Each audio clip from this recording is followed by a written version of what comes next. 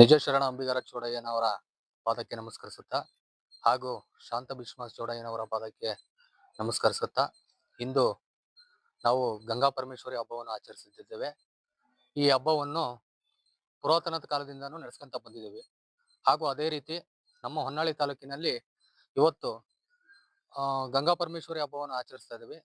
ಈ ದೇವಸ್ಥಾನದ ಅಧ್ಯಕ್ಷತೆಯನ್ನು ನಮ್ಮ ತರಕಾರಿ ರಂಗಣ್ಣನವರು ಹಾಗೂ ಖಜಾನ್ಸಿಯಾಗಿ ಜಯಪ್ಪನವರು, ಕಾರ್ಯದರ್ಶಿಯಾಗಿ ನಮ್ಮ ಮಂಜಣ್ಣನವರು ಹಾಗೂ ನಮ್ಮ ಬಿಳ್ಚಿ ಮಂಜಪ್ಪನವರು, ಶಂಕರಣ್ಣನವರು, ಹಲವಾರು ಹಿರಿಯ ಮುಖಂಡರು ಈ ನಮ್ಮ ದೇವಸ್ಥಾನದ ಉಪಸ್ಥಿತಿಯಲ್ಲಿ ಹಿರಿಯರಾಗಿ ಈ ಕಾರ್ಯಕ್ರಮವನ್ನು ಸದಾ ನಡೆಸ್ಕೊಂತ ಬಂದಿದ್ದಾರೆ.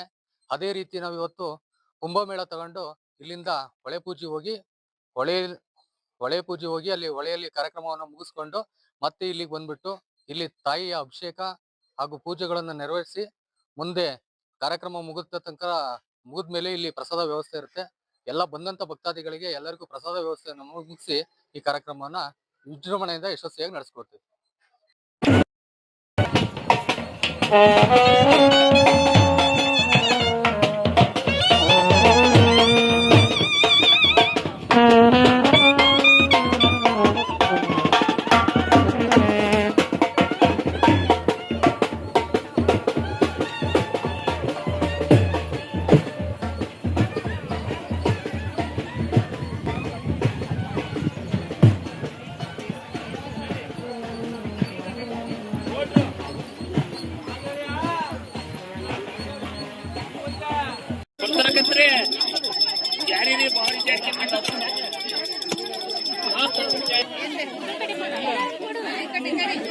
ಕವರ್ ಮಾಡ್ತಾರೆ.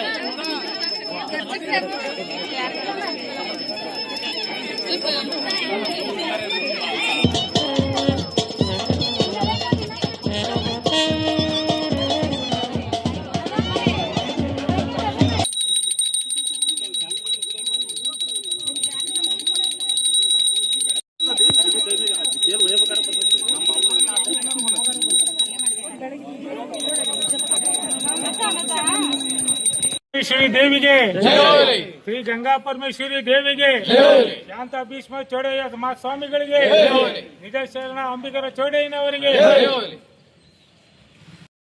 ಮೊದಲನೇದಾಗಿ ಶ್ರೀ ಗಂಗಾ ಪರಮೇಶ್ವರಿ ದೇವಿಗೆ ನಮಸ್ಕರಿಸುತ್ತಾ, ಅದೇ ರೀತಿಯಾಗಿ ನಮ್ಮ ಗುರುಗಳಾದ ಶ್ರೀ ಶಾಂತ ಭೀಷ್ಮ ಚೋಡಯ್ಯ ಮಹಾಸ್ವಾಮಿಗಳಿಗೆ ಪಾದಗಳಿಗೆ ನಮಸ್ಕರಿಸುತ್ತಾ, ನಾವು ಪ್ರತಿ ವರ್ಷದಂತೆ ಈ ವರ್ಷವೂ ಸಹ ನಮ್ಮ ಸಮಾಜದಿಂದ ಗಂಗಾ ಪರಮೇಶ್ವರಿ ಜಯಂತಿ ಮಹೋತ್ಸವವನ್ನು ಆಚರಿಸ್ತಿದ್ದೇವೆ. ಈ ಜಯಂತಿ ಮಹೋತ್ಸವದ ಸಂಪ್ರದಾಯ ಪ್ರತಿ ವರ್ಷ ಈ ಅನಾದಿ ಕಾಲದಿಂದ ನಡ್ಕೊಂಡು ಬಂದಿದೆ.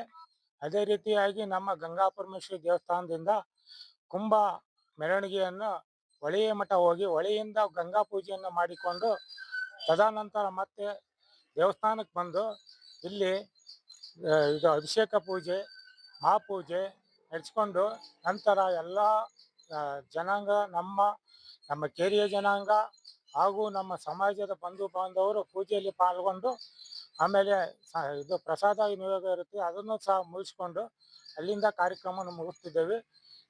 ಈ ಕಾರ್ಯಕ್ರಮವನ್ನು ನಮ್ಮ ಸಮಾಜದ ಇಡೀ ಕರ್ನಾಟಕದಂತ ನಡೆಸ್ಕೊಂಡು ಬಂದಿದ್ದಾರೆ.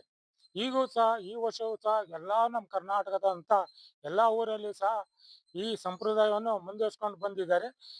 ಇದು ಏನಪ್ಪ ಕಾರಣ ಅಂದರೆ ಮಳೆ ಬೆಳೆ ಹೊಳೆ ಹೆಚ್ಚಾಗಿ ಏರಲಿ ಎಂದು ಈ ಕಾರ್ಯಕ್ರಮ ನಾವು ಮಾಡ್ತಾ ಇದ್ದೀವಿ. ನಮ್ಮ ಸಮಾಜ ವತಿಯಿಂದ ಯಾವಾಗೂ ಪ್ರತಿ ವರ್ಷವೂ ಸಹ ಈ ಕಾರ್ಯಕ್ರಮವನ್ನು ನಡೆಸ್ಕೊಂಡು ಬರ್ತಾ ಇದ್ದೀವಿ ಹೇಳಿ ಈ ಕಾರ್ಯಕ್ರಮವನ್ನು ಮುಗಿಸ್ತಿದ್ದೀವಿ.